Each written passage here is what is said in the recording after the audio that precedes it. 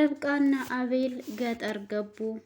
መጀመሪያ ሲኖሩበት የነበረውን ቤት ለቀው ባላሰቡት ሁኔታ ወደ ገጠር እንዲሄዱ ተደርገዋል።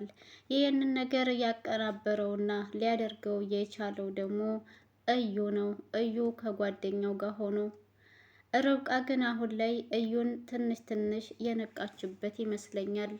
አቤልንም እማዬ እንዴት ትሆን ብላ ስትጠይቀው አቤል ምንም አትሆንም፣ አሁንማ እዩ አለላት አይደል ወይ ሲላት፣ አይ እሱ በደንብ የሚጠብቃት አይመስለኝም እያለች ስትለውም አቤል በርብቃ ግራ እየተጋባ አንቺ እዩን ትተማመኝበት የለ እንዴ? ምን ነው? ምን አዲስ ነገር አለ ዛሬ ሲላትም ርብቃ ግን አሁንም ቢሆን እተማመንበታለሁ ያው ግን አለ የለ። ሰላም ሰላም፣ ውድና የተከበራችሁ የቻናሌ ቤተሰቦች እንዴት ናችሁልኝ? ደህና ናችሁ ወይ? ሰላም ናችሁ ወይ? እኔ ሰላም ነኝ አልሐምዱሊላህ። እንዴት ተለመደው ወደ ቻናሌ በአዲስ ቪዲዮ ተከስቻለሁ። ቪዲዮ ስትጀምሩ በላይክ ጀምሩት ቤተሰብ። የእዩ ፍላጎትና ሀሳብ ተሳካለት። አቤልና ርብቃን ከሚኖሩበት ቤት አስወጥቶ ወደ ገጠር እንዲሄዱም አደረገ። ርብቃና አቤልም ለተወሰነ ጊዜ ግዴታ ገጠር መሄድና መቆየት ስላለባቸው ተያይዘው ወደ አጎቷ ጋር ሄደዋል። አጎቷ ጋም ሄዳ እባክሽን ልጄ ጠንቀቅ በይ እርጉዝ አይደለሽ ወይ እያለም ሲላት አጎቷ ስለ ርብቃ እርግዝና ነው የሚያውቀው፣ ልጇ እንደወረደባት አያውቅም ነበረ። ይህንን ሲናገር ርብቃ ታለቅሳለች። አጎቷ ምን ሆነሽ ነው የምታለቅሽው? እኔ የማላውቀው ነገር ተፈጥሯል ወይ ሲልም ይጠይቃታል። ርብቃም ደግሞ አጎቴ ልጅ እኮ ወርዶብኛል ስትለው በፈጣሪ እንዴት ሊሆን ይችላል? በምን ምክንያት ወረደብሽ? ዶክተሮቹ ምንም አላሉሽም ወይ እያለ በጥያቄ ያጣድፋታል። ርብቃም ደግሞ ምንም በማይታወቅ ነገር እንደወረደባትና ዶክተሮቹም አንዳንድ ጊዜ እንደሚያጋጥም ነው የነገሩኝ ብላም ታወራለታለች። አጎቷ እጅግ በጣም ያዝናል። ቦታው በጣም ደስ ስለሚል ከአቤል ጋር ሆነው ዘወር ዘወር እያሉ ግቢውንም እየቃኙት ነበረ። አቤልም ቢሆን አሁን ያሉበት ጭንቀት የሚያስረሳ ቦታ እንደሆነና በጣም ደስ እንደሚል ነፋሻማ ቦታም እንደሆነ ለርብቃ ይነግራታል። ርብቃም ደግሞ አዎ ብዙ ጊዜ ትምህርት ሲዘጋ እዚህ እየመጣሁ ነበር የማሳልፈው ስትልም ለአቤል ትነግረዋለች። አቤልም ቦታው ላይ በጣም ደስተኛ ሆኖ ነበር እየቆየ ያለው።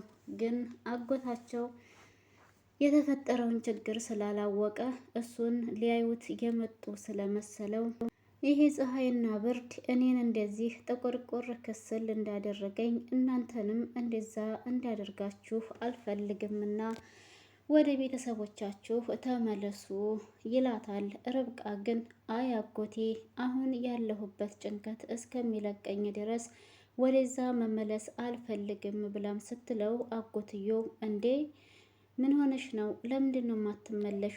ቤተሰቡሳ ቤቱስ እያለም ሲላት እዛ ሌላ ሰው እንዳለ ነበር የነገረችው። እንግዲህ አጎቷም ደግሞ አቤል ታዲያ ቅር አይለውም ወይ ሲላት አቤልም መጀመሪያም ስለተስማሙ ሁለቱ ብቻ ስለሚተዋወቁ ችግር የለውም እሷ መሄድ በምትፈልግ ጊዜ እኔም አብሬያት እሄዳለሁኝ አንተ አትጨነቅ ይለዋል።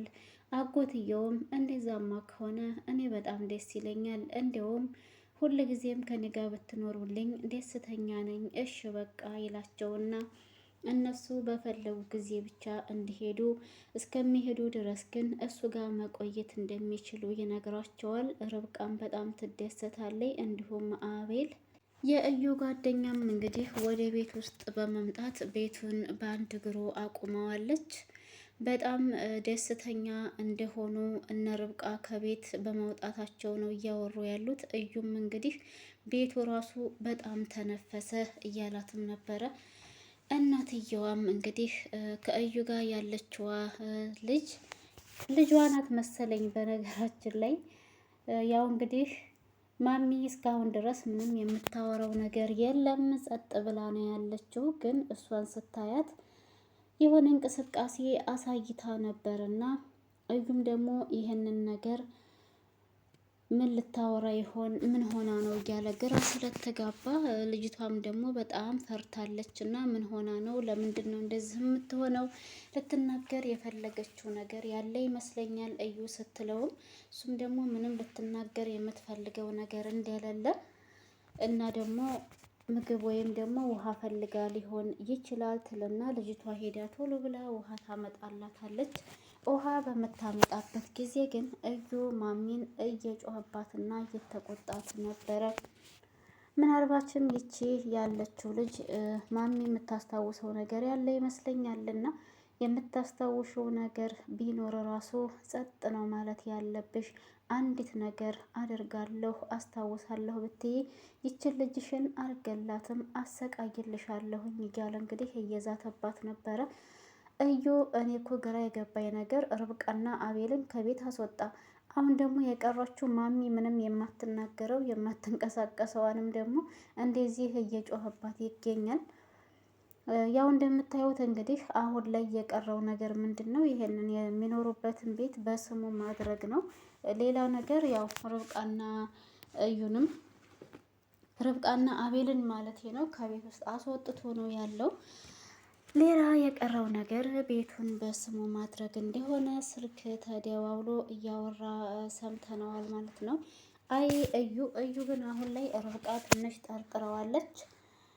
በጣም እየተጠራጠረችው ነው ያለችው። እንደዛ እንደ በፊቱ ምንም እየተማመነችበት አይደለም።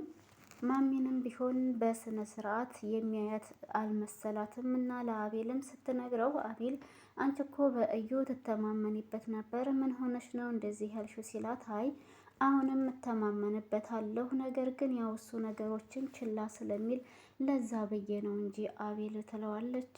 አቤልም ስልክ ወደ እዩ ጋር በመደወል እናትየዋ እንዴት እንደሆነች ይጠይቀዋል።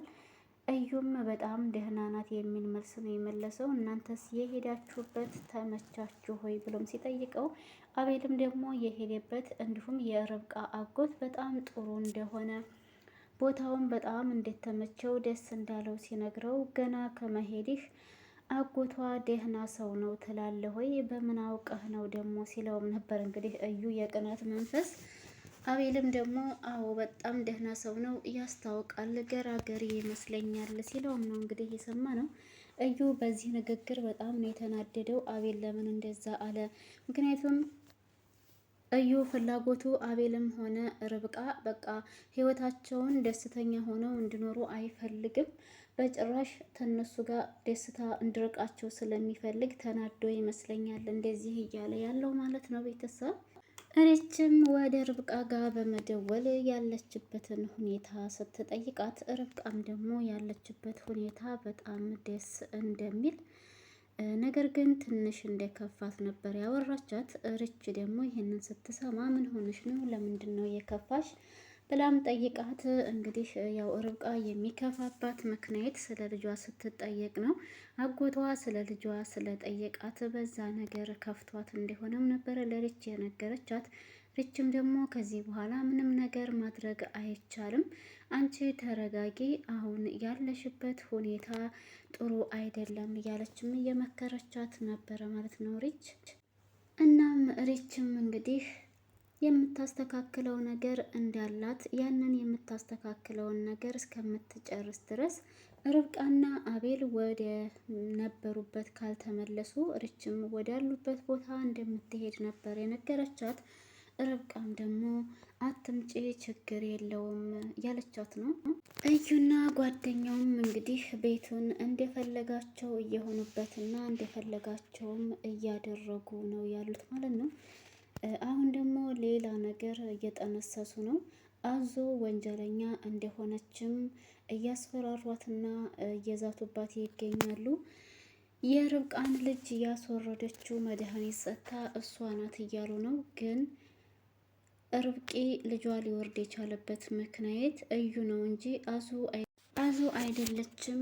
የእዩ ጓደኛ ግን አንተና እኔንን የምንተዋወቀው ግን ደግሞ አዙ ልጁን እንዳስወረደችው ወንጀለኛ እንደሆነች እንድታምን እናደርጋታለን ብለዋለች። እዩ ይህ ነገር ትንሽ ከበድ ቢለውም መስማማቱ ግዴታ ስለሆነ እንግዲህ በጓደኛው ንግግር ተስማምቷልና አዙን አሁን ላይ በጣም እያስለቀሷት እያሰቃዩት ይገኛሉ።